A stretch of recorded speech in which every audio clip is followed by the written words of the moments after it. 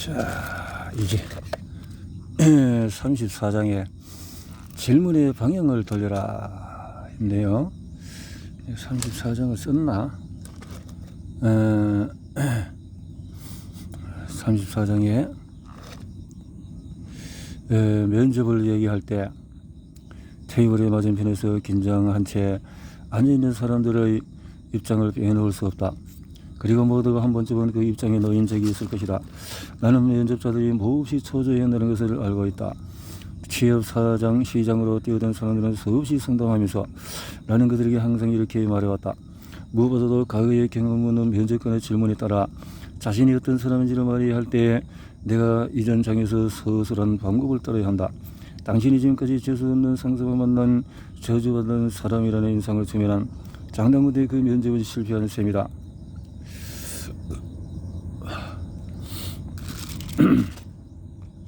지금까지 자신에게 일어났던 나쁜 상황의 공통분모는 바로 자신이기 때문이다. 나쁜 경험에 자신의 책임은 없었는지를 돌아보고 이전 회사의 상사와 회사가 좋지 않았는지를 나름의 관점으로 바라볼 수 있다면 이 상사가 정말로 재수없는 인간일지라도 완전히 다른 인상을 줄 수가 있다. 꼭 기억해야 할 두 번째는 어떤 면접에서든지 면접자는 면접관이 자신만큼 말을 많이 하도록 유도해야 한다는 것이다. 맞다. 면접자는 질문의 방향을 틀어 면접관을 인터뷰해야 한다. 면접은 쌍방향으로 이루어져야 한다. 면접관이 면접자가 그 직책에 적합한 사람인지를 알아내려 하는 것만큼이나 면접자는 이 직장이 자신의 시간과 재능을 최대한 활용할 수 있는 곳인지 알아내야 한다. 면접자는 다른 직장에서도 취직할 수 있다. 게다가 어디를 가든지 주어진 일을 잘 해낼 것이다. 면접자는 면접을 원하는 직장이 그런 가능성을 현실로 만들 수 있는 곳인지를 결정하는 것뿐이다. 오만하거나 잘난 척하라는 말이 아니다. 면접장에 들어설 때에는 자만심을 문에다 걸어두고 들어가야 한다. 다만 머릿속에서는 그들이 나를 고용하는 것은 제일 잘하는 일이다 라는 점도 되새겨야 한다. 결국 자신들을 위해서 일해달라고 면접자를 설득하는 것도 면접관의 임무다. 결정을 내리는 사람은 면접관이 아니다. 어디에나 시간과 에너지를 쏟을지는 면접자인 당신이 결정해야 한다. 이런 태도로 면접을 온다면 고용될 확률도 높아진다. 이러한 마음가짐으로 면접관에게 질문한다면 당신이 얼마나 통찰력 있고 자신이 일하고 싶은 회사를 알아보기 위해서 얼마나 전념하는 사람인지를 모를 수가 없다. 그때부터 면접관은 당신을 회사의 일원으로 만들기 위해서 설득할 것이고 그렇게만 된다면 그 회사에 취직한 것이나 다름이 없다. 면접을 앞두고 생각해보라. 이런 사고방식을 연습하고 훈련하고 반복하라. 그 다음에 무슨 일이 일어나는지 지켜봐라. 35장에서 이제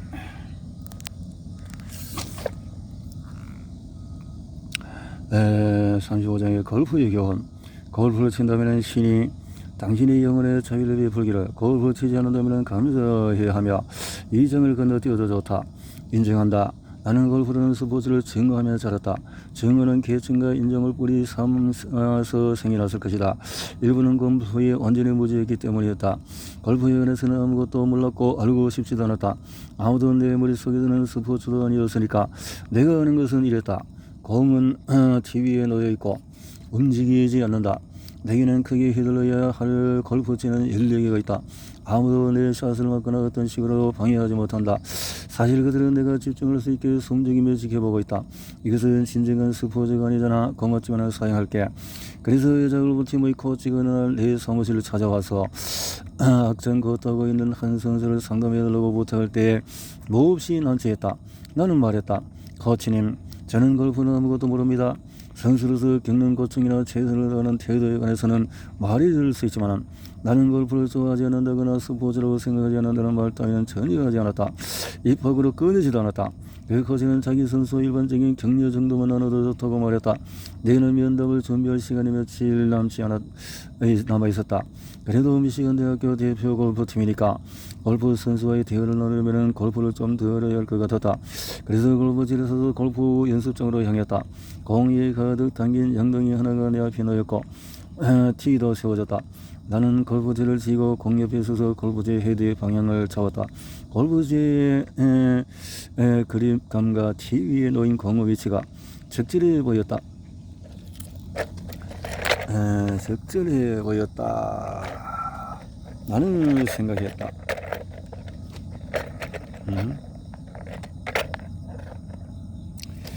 나는 생각했다.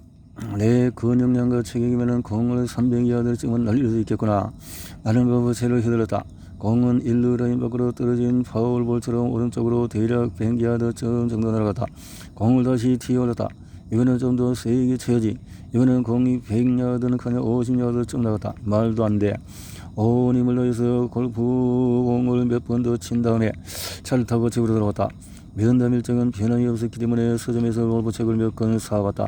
꼼꼼하게 읽으면서 내가 잘 알고 있는 스포츠와의 공통점을 찾으려고 했다. 젊은 골프 선수가 내 사무실에 찾아왔을 때도 나는 여전히 골프에 관해서는 세상에서 가장 자격이 없는 선생이었지만 그럼에도 나만의 시스템을 개발했다.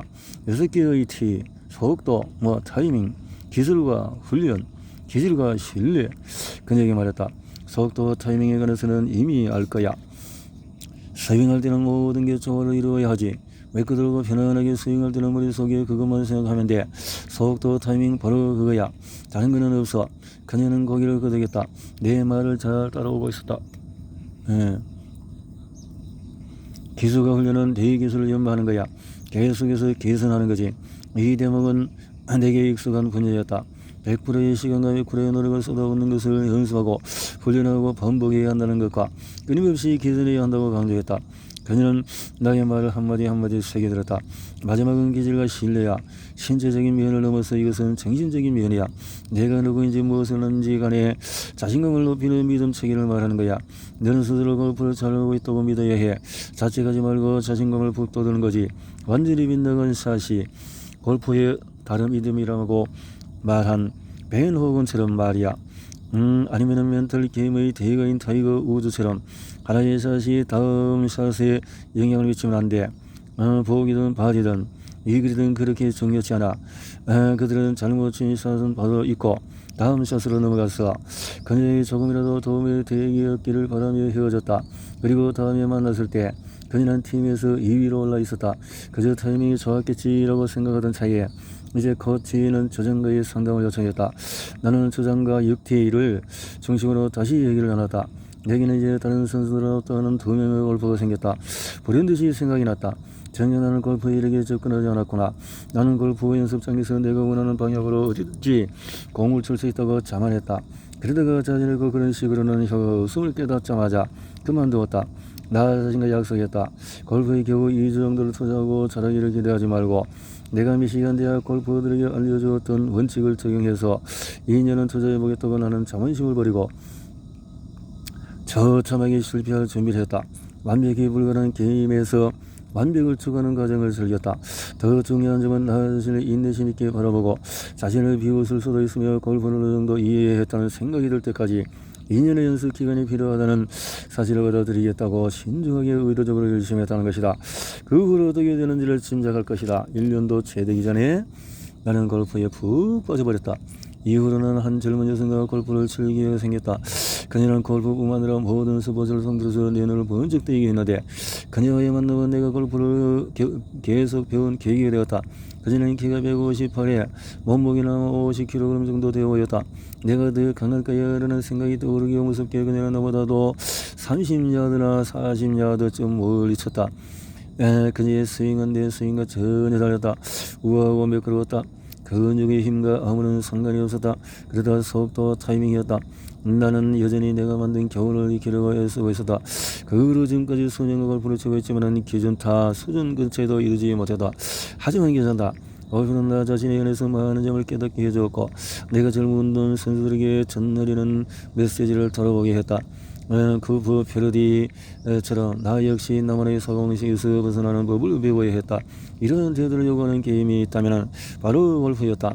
나는 나쁜 샷을 친 후에 자체가 되는 법을 배워야 했다. 내가 실패할 걱정을 멈출 때부터 골프 공이 제대로 날아가기 때문이다. 마지막으로 어쩌면 가장 어려운 교훈을 배워 야 했다. 골프는 단지 스포츠의 불가할 뿐이며 그래서 즐겨야 한다는 것이다. 내가 경험한 모든 스포츠 중에서 골프가 인생을 은유적으로 잘 보여주는 종목이 아닐까 싶다. 골프는 모든 스포츠 중에서 정신적으로 가장 힘든 종목이다. 우리는 골프를 하면서 자신을 훈련하고 자신을 대하는 방식을 개선하며 그건 들어지지 않았던 모든 약점을 마주한다. 우리가 최고의 모습이 되는데 몰두하지 않으면 골프라는 스포츠는 항상 동지가 아닌 적이 된다. 게다가 그다지 재미도 없을 것이다. 36장에 반드시 기억해야 할 7가지 원칙은 어느 심리학 교과서에서 읽은 적이 있는데 인간의 단기 기억은 7가지 정보를 충분히 기억할 수 있다고 한다. 그래서 이 책이 끝나기 시점에 당신이 기억해야 할 7가지를 제시하려고 한다. 자신의 안에서 세계 전문가가 되어라. 최고의 통제하는 것을 통제해라. 그래서 자신의 마음과 생각, 긍정적으로 세계 감정을 통제할 수 없는 오직 자신뿐임을 절대 잊지 마라. 연습하고 훈련하고 반복해라. 100%의 시간과 100%의 노력을 쏟아라. 이 태도가 습관이 되면 가장 실패한 나라는 성취가 모든 사람에게 찾아온 최고의 성취보다 더 클 것이다. 집중하고 개선하고 유지하라. 지금 당장 삶을 개선하는 데 전념하라. 한 번에 하나씩 개선하고 그것을 매일 꾸준히 유지하라. 두려움을 두려워하지 마라. 두려움과 자기의심이라는 악마는 예측 가능하게 감당할 수 있다. 두려움은 인간의 일부이고 용기는 두려움이 없는 상태가 아니다. 용기는 두려움을 마주하는 것이다. 자기와 자기 수용을 연습해라. 자기와 자기 수용은 자기 패배적인 태도와 행동을 자기 지지적인 태도와 행동으로 바꾸는 핵심 요소이다. 자신에게 인생 최고의 친구가 되어라. 자신에게 가장 좋은 친구는 바로 자신이어야 한다. 너무나 좋은 말씀들인데요. 증거는 스티브 해밀턴. 자, 스티브 해밀턴은 에드거상을 도체를 뉴욕타임스 선정 베스트셀러 작가로 앨렉스 맥라이트 시리즈와 맹 시리즈 올 아스트를 표현했다. 그의 책은 뉴욕타임즈 선정 올려주목을 책에서 2번에 올랐으며 샤머스상, 베리상, 무슨 상, 미국 도서관의 피아 알렉스상, 수리적의 배우 고상에서 블레빙 스틸 사장 그 후보를 얻었다. 미시간 대학을 졸업한 스티브는 대학에서 명예로운 글쓰기상도 받았다. 미국 최고의 의자. 이 책을 쓰고 있는 그레그 하드를 도우면서 나는 사실 그의 사무실에 있는 손님용 의자 사진을 책에 넣으면 좋겠다고 생각했다. 이상하게 들릴 수도 있지만 한번 생각해보라. 그 30년이 넘게 학교에 머무는 동안에 미시간 대학을 다니는 학생들은 모두 그 의자에 앉아서 그와 얘기를 나눴다. 독자들이 이 책을 끝까지 읽었다면 가장 위대한 커드백인 톰 브래드도 그 의자에 앉았다는 사실을 기억할 것이다. 하이즈먼들은 비를 받고 NFL 이런 시즌을 또 데이먼드 하워드도 말이다. 하이즈먼들은 비를 받고 NFL에서 18시즌을 뛰었으며 NFL 역사상 최고의 디펜시브 백으로서 명예와 전당에 올라갈 헌액식을 기다리는 찰스 우드슨도 게다가 미시간 대학을 떠나서 NFL로 진출한 적어도 350명의 다른 선수 그들 중에서 50명은 1차 지명에서 선발되었는데 그도 의자에 앉은 적이 있다. 자, 농구 선수 중에서는 팀 하드웨이 주니어와 내년도 수상자인 트레이스 버거를 통해서 등등등등 이렇게 많은 사람들이 그들은 모두 그 의자에 앉을 기회가 있었다. 그에도 의자에 앉았던 수많은 학생도 마찬가지다. 나도 그의 오랜 경력을 증명하는 사진과 기념품에 둘러싸인 채 그 의자에 앉아서 그래가 하든가 몇 시간의 이야기를 나눴다. 나 예술에서 가장 영광스러운 순간이었다. 무엇보다도 경청이 잃어버린 덕목에 대한 시대에 그는 상대의 말을 진심으로 들어주었다. 누구든지 그 의자에 앉는다면 그의 연심이 오로지 자신에게 이루어져 있음을 느낄 수 있다. 우리가 지는 세상 바깥에서 우리를 기다리는 모든 것이 잊혀지고 시간은 훌쩍 지나간다. 그러거나 내가 헤아릴 수 없는 만큼 다양한 측면에서 내 삶을 바꿔놓았다. 다른 무엇보다도 통제 가능한 것을 통제해야 한다는 인식이 내가 익힌 가장 중요한 교훈이다. 통제 가능한 것을 통제해라. 그랬네요.